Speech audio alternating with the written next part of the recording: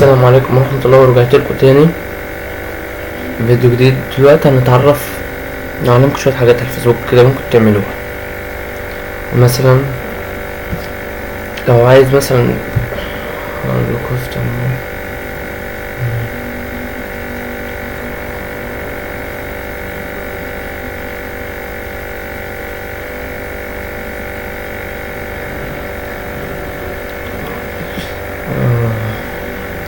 مش عارف الأصدقاء دي كتير بعمل بيهم ايه، شغل على الفاضي، مش عارف ايه ده.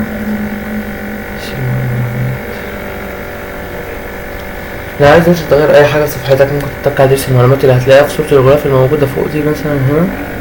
تغير بقى اي حاجة، معلش انا زملكاوي طبعا. أصدقاء يا تقريبا تمام.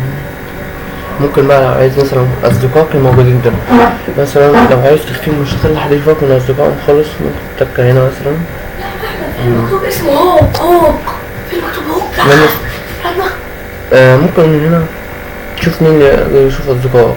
ممكن تتك هنا أنا فقط، لو عايز مثلا محدش عايز حد يشوف أصدقائك، مثلا الأصدقاء بس اللي يشوفوا الأصدقاء بس اللي يشوفوا أصدقائك. وهنا عامة ممكن أي حد يشوف أصدقائك، وهنا مخصصة يعني تخلي أي يعني أنت تختار مين من أصدقائك يشوف أصدقائك. الأمانة العامة طبعا يعني مش درجة أخبي حاجة أنا مين.